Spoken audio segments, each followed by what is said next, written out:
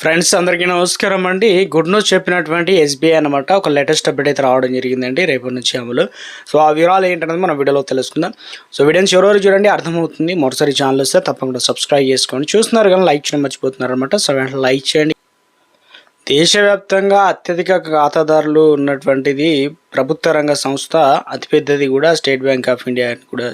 అయితే కొత్త ఏదైతే స్కీమ్స్ వస్తూ ఉంటాయి, కొత్త ఇక మార్పులు చేస్తూ ఉంటారు కదా. అయితే ఇప్పుడు ఆర్థికంగా వెనుకబడిన ప్రతిభావంతులైన విద్యార్థులకు State Bank of India SBI foundation రూపంలో ఒక గుడ్ న్యూస్ చెప్పినట్టు చెప్తున్నారనమాట. SBI platinum jubilee Asha scholarship program సంబంధించి 2026 దరఖాస్తులకు సంబంధించి ఆహ్వానం అయితే తీసుకుంటున్నారనమాట. సో ఏం చేస్తున్నారు, ఎలా దరఖాస్తు చేసుకోవాలి, దీనివల్ల బెనిఫిట్ ఎవరెవరికి ఉంటుందని చూద్దాం.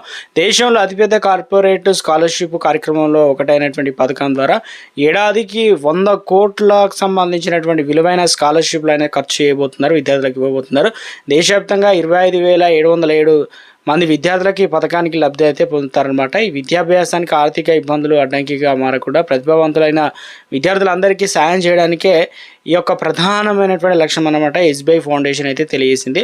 సో ఎలా దరఖాస్తు చేసుకోవాలి, ఇందులో మనం చూసుకున్నట్లయితే ఎలాంటి రూల్స్ ఇచ్చారంటే, స్కాలర్షిప్ వివిధ విభాగాల్లో విద్యార్థులు దరఖాస్తు చేసుకోవచ్చు. 9వ తరగతి నుంచి 12వ తరగతి వరకు కూడా చదువుతున్న విద్యార్థులందరూ కూడా దీనికైతే అప్లై చేసుకోవచ్చు. అదేవిధంగా డిగ్రీ, యూజీ కావచ్చు, అదేవిధంగా పీజీ కావచ్చు, ఇక ఎంబీబీఎస్ విద్యార్థులు కూడా, ఇక ఐటీఐ చదువుతున్న విద్యార్థులు దీనికి సంబంధించి అప్లికేషన్ అయితే చేసుకోవచ్చు అనమాట.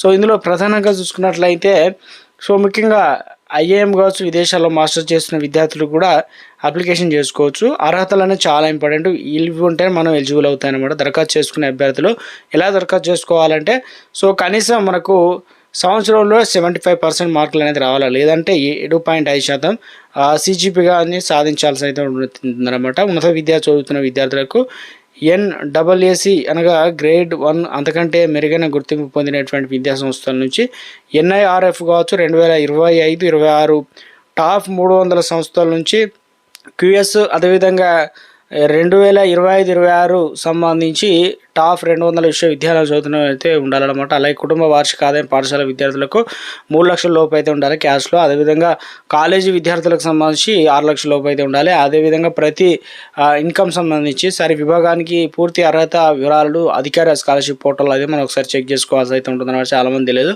సో స్టార్టింగ్ వచ్చేసి 15,000 రూపాయల నుంచి దాదాపు 15 లక్షల వరకు అయితే స్కాలర్షిప్ అయితే అందుకోవచ్చు.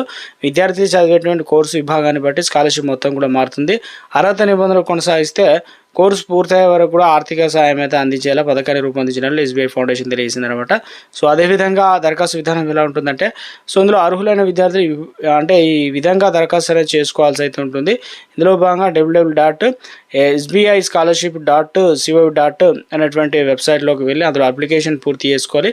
ఎస్బీఐ ఆశా స్కాలర్షిప్ అయినా అధికార పోర్టల్ సందర్శించాల్సి అయితే ఉంటుంది. ఆన్లైన్లో దాని దగ్గర మీ సేవ సెంటర్లో కూడా అప్లికేషన్ చేసుకొని మా మొబైల్లో కూడా చేసుకోవచ్చు. తాము దరఖాస్తు చేయాలనుకుంటున్న స్కాలర్షిప్ విభాగానికి సంబంధించిన అర్హతను చూసుకున్న తర్వాతనే ఆన్లైన్ దరఖాస్తు ఫామ్ అయితే మనం ఫిల్ చేయాల్సి అయితే ఉంటుంది. అందులో అవసరమైన పత్రాలు కూడా అప్లోడ్ చేయాల్సి అయితే ఉంటుంది. ఆ తర్వాత అంటే నమోదైనటువంటి మొబైల్ నెంబర్కి, ఈమెయిల్కు సమాచారం అయితే రావడం జరుగుతుంది అనమాట. సో ఇక SBI platinum jubilee Asha scholarship program 2026 దరఖాస్తు చేసుకునేందుకు సెప్టెంబర్ 4 నుంచి 2026 వరకు లాస్ట్ డేట్ అయితే ఇవ్వడం జరిగింది. సెప్టెంబర్ 4 వరకు అయితే ఉంది. ఆసక్తి గల అర్హత ఉన్నటువంటి విద్యార్థులందరూ కూడా దీనికోసం ఎదురు చూడకుండా ముందుగానే దరఖాస్తు అనేది చేసుకోవాలి. అలాగే అవసరమైన పత్రాలు సరిగా అప్లోడ్ చేయాలని, లేని పక్షంగా దరఖాస్తులు అనేది కూడా తిరస్కరించే అవకాశం అయితే ఉంది. కాబట్టి సో లేటెస్ట్ అప్డేట్ అయితే రావడం జరిగింది అనమాట. మనకు చాలామందికి తెలియదు, అందుకని చెప్పేసి వీడియో అయితే చేయడం జరిగింది. అదేవిధంగా ఎలాంటి ప్రభుత్వ పథకాలైనా, సంక్షేమ పథకాలైనా సో వీడియో రూపంలో అందించడం అయితే జరుగుతుంది.